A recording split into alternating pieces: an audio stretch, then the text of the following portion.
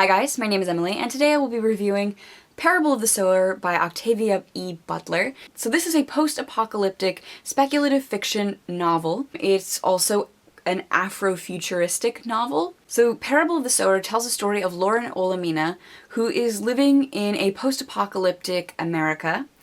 And so something bad has happened. Basically, everything that is wrong with our world now, push it like 10 steps further. So the climate has drastically changed, everything has increased in price, there are walled communities in which the middle class are barely scraping by, and the upper class, like the 1%, have hired like security guards and like have extreme walls. And then everybody else who doesn't have a walled community, like the street poor, are just living in absolute squalor and poverty. There are people addicted to drugs called pyros. They just light fires and then watch things burn because it gives them joy. And so the world is a fucked up place. Lauren is a teenager living in a walled community, and she sees that what they have is not sustainable. The street poor keep breaking in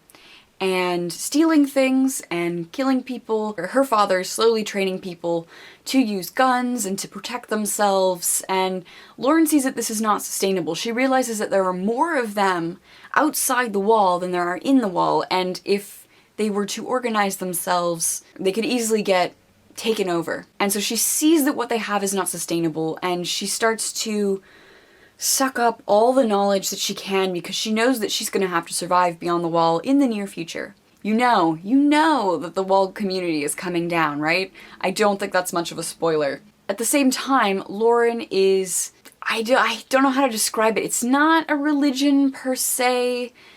It's more of a philosophy. She develops this earth seed, and she writes kind of poetic things about her philosophy on life and on God. And so she feels that God is change, and that is the most important thing to keep in mind, that God is change and that you shape God and God shapes you. So it's not like the patriarchal top-down thing in Earthseed.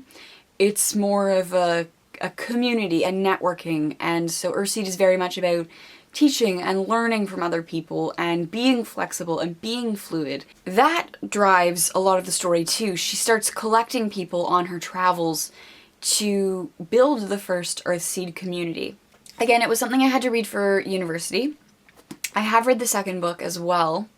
I like the second book better than this book. This is a lot of preamble to get nowhere, but the second book picks up with her daughter and is a lot better.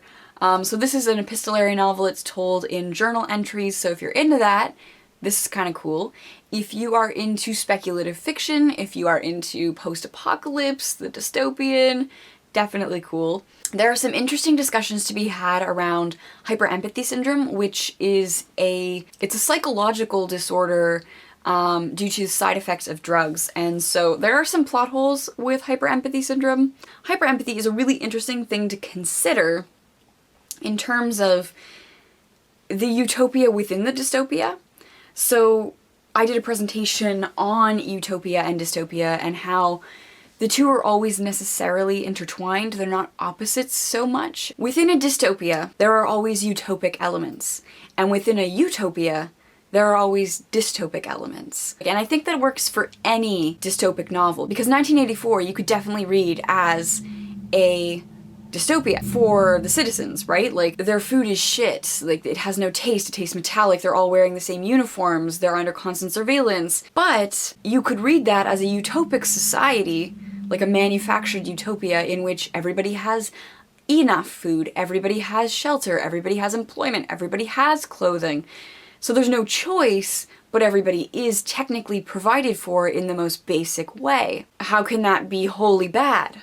Right? Like, a dystopia you would say is wholly bad, and a utopia is wholly good. But within 1984 we can see that it's not wholly bad or good, it's both at the same time, depending on your point of view. I think hyperempathy does the same thing in Parable of the Sower. It's one of those moments where the dystopia and the utopia intertwine. So on the one hand, hyperempathy is something debilitating for anybody. If you see pain, you feel pain, and so you could become easily incapacitated. On the other hand, causing other people pain becomes painful for you. So you think twice about how you behave towards others. So there's a utopia in the dystopia. So yeah, so I really, really enjoyed Parable of the Sower by Octavia E. Butler. I would highly recommend that you check it out. I look forward to chatting with you guys in the comments. Let me know if you have read this book, if you've read anything else by Octavia E. Butler, or if you haven't read any of them, let me know what your favorite dystopian novel is. Thank you so much for watching, and I will see you soon. Bye!